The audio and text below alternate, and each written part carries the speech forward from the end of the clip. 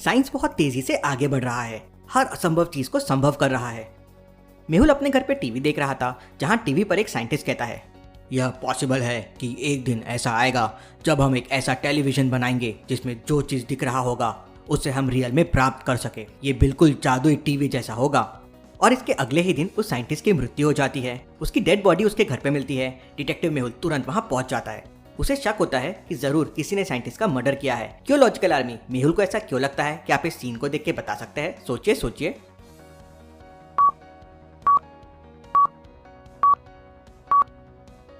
किसी ने साइंटिस्ट के हाथ की कलाई काटकर ब्लेड को उसी के हाथ में पकड़ा दिया, पर जल्दबाजी में उसने ब्लेड को उसी हाथ में पकड़ा दिया।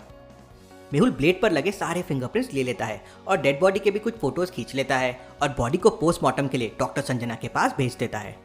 थोड़ी देर बाद मेहुल को डॉक्टर संजना का कॉल आता है और वो बताती है कि साइंटिस्ट की मौत 6 घंटे पहले हो चुकी थी। इसका मतलब साइंटिस्ट को किसी ने रात में ही मार दिया था। मेहुल पूरे घर की तलाशी लेता है, पर वहां उसे कुछ नहीं मिलता। कातिल ने यहाँ कोई सबूत नहीं छोड़ा है।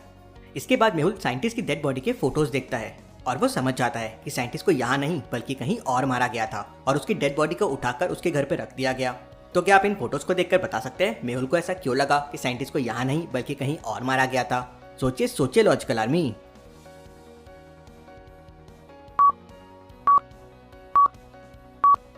क्योंकि फोटो में साइंटिस्ट की कलाई तो कटी हुई है, मगर खून की एक भी बूंद जमीन पर नहीं गिरी हुई है। ऐसा कैसे पॉसिबल है? उसी से मेहुल को समझता है कि साइंटिस्ट को कहीं और मारा गया था और उसे मारकर यहाँ फेंक दिया गया ताकि कोई पता ना कर सके कि उसे कहाँ मारा गया है। केस बहुत ही इंटरेस्टिंग हो गया है।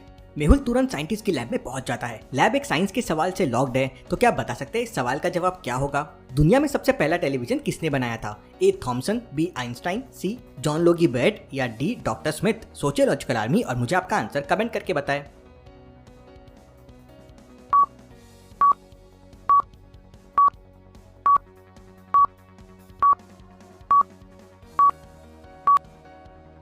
इसका जवाब है जे.एल. बेड। मेहुल जे.एल. बेयर्ड पे क्लिक करता है और दरवाजा खुल जाता है। मेहुल जब अंदर जाता है तो सरप्राइज हो जाता है। वहाँ हर जमाने के और हर प्रकार के टीवी रखे हुए थे। इसका मतलब साइंटिस्ट ने टीवी पर बहुत रिसर्च की है। मेहुल पूरे लैब की अच्छे से छानबीन करता है तो उसे वहाँ कुछ फिंगरप्रिंट्स मिलते हैं। वो उन्हें डॉक्टर संजना के पास भिजवा देता है। मेहुल को लैब में बहुत सारा खून भी दिखता है। उसके सैंपल्स भी वो डॉक्टर संजना के पास भिजवा देता है ताकि पता चल सके ये खून किसका है। मेहुल को वहाँ पे साइंटिस्ट का पर्सनल कंप्यूटर भी मिलता है। वो उसे ओपन करता है। साइंटिस्ट एक ऐसी टीवी बनाने की कोशिश कर रहा था जिसमें जो दिखता है वो हम रियल में प्राप्त कर सके। उसने इसे जादुई टीवी का नाम दिया था। मेहुल उस साइंटिस्ट की पूरी रिसर्च पढ़ता है। मेहुल को यकीन हो जाता है कि साइंटिस्ट जादुई टीवी बनाने के बिल्कुल करीब था, या हो सकता है उसने टीवी बना भी लिया हो और इसलिए ये मर्डर हुआ हो। तभी मेहुल को डॉक्टर संजना का कॉल आता है और वो बताती है कि लैब में मिला खून और साइंटिस्ट का खून एक ही है और साइंटिस्ट के हाथ में जो ब्लेड थी उसमें जो फिंगरप्रिंट्स थे वो लैब के फिंगरप्रिंट से मैच कर रहे हैं। मतलब खून लैब में हुआ है और फिंगरप्रिंट्स खूनी के ही है। तभी मेहुल को कॉल आता है कि शहर में एक और साइंटिस्ट ने सुसाइड कर लिया है। मेहुल तुरंत वहां पहुंच जाता है। साइंटिस्ट फांसी पे लटका हुआ था। क्या आप इस सीन को देख के बता सकते हैं ये मर्डर है या सुसाइड है? ध्यान से सोचिए लॉजिकल आर्मी और मुझे आपका आंसर कमेंट करके बताएं।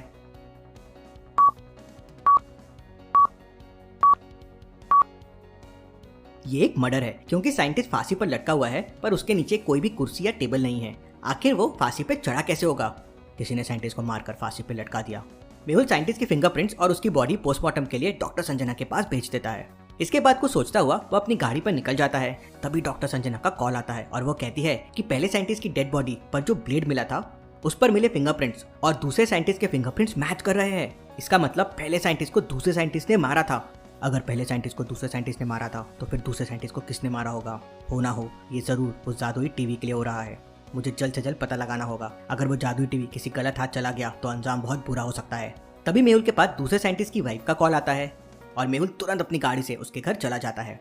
साइंटिस्ट की पत्नी मेहुल से कहती है कि उसके पति ने घर के बेसमेंट में एक लैब बना रखी थी जहां वह टीवी पर रिसर्च कर रहा था और मरने से एक दिन पहले उन्होंने मुझसे कहा था कि बहुत जल्द अपने पास सब कुछ होगा। और इसके बाद ये हादसा हो गया और साइंटिस्ट की पत्नी रोने लगती है। मेहुल तुरंत दूसरे साइंटिस्ट के बेसमेंट में जाता है लेकिन वहाँ का दरवाजा एक 3 अंकों वाले पासवर्ड से लॉक था। तो क्या आप इन हिंट्स को देख के बता सकते हैं डोर को ओपन करने का पासवर्ड क्या होगा? सोचिए लॉजिकल आर्मी और मुझे आपका आंसर कमेंट करके बताएं।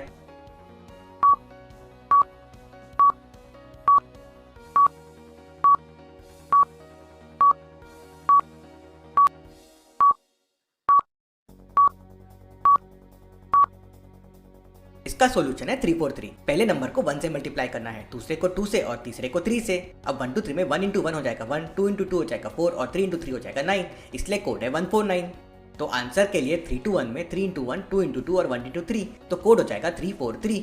मेहुल पासवर्ड खोल लेता है और लैब के अंदर जाता है तो देखता है कि दूसरे साइंटिस्ट ने भी पहले साइंटिस्ट की जैसे हर प्रकार की टीवियों को रखा है और उन पर रिसर्च कर रहा है। मेहुल दूसरे साइंटिस्ट के कंप्यूटर को ओपन करता है पर कुछ खास नहीं मिलता।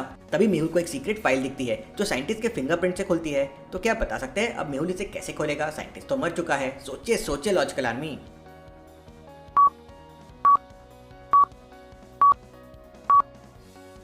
मेहुल ने साइंटिस्ट की डेड बॉडी से उसका फिंगरप्रिंट्स लिए थे। उसी फिंगरप्रिंट्स की कॉपी एक ग्लव में लगाकर वो फाइल को ओपन कर लेता है।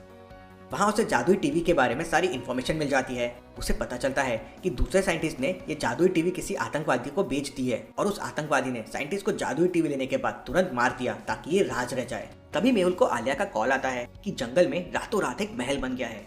मेहुल तुरंत समझ जाता है कि यह महल किसने बनाया है। क्या आप समझ पाए लॉजिकल आर्मी ये महल किसने बनाया होगा? सोचिए सोचिए।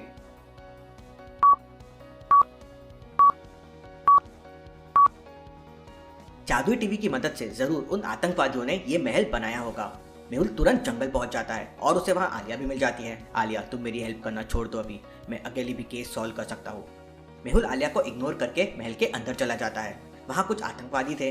देख के लगता है इन्होंने जादुई टीवी की मदद से बहुत सारा खाना लाया और खा के सो गए हैं। मेहुल जादुई टीवी उठाने जाता है कि तभी एक आतंकवादी उसे पीछे से डंडा मारता है और मेहुल बेहोश होकर नीचे गिर जाता है। लेकिन तभी आलिया पीछे से आती है और आतंकवादी को सर पर डंडा मारती है और वो आतंकवादी वहां गिर जाता है। आलिया जादुई टीवी की मदद से पानी बाहर निकालती है और मेहुल के ऊपर छिड़कती है। मेहुल को होश आ जाता है। उतने में सारे आतंकवादी उठ जाते हैं और दोनों पे फायरिंग करने लगते हैं। आलिया जादुई टीवी की मदद से एक शील्ड निकालती है और दोनों फायरिंग से बच जाते हैं। मेहुल फिर जादुई टीवी से स्लीपिंग गैस निकालता है और सब आतंकवादियों को सुला देता है। पुलिस आके सबको पकड़ लेती है और जादुई टीवी को नष्ट कर दिया जाता है। Case solve.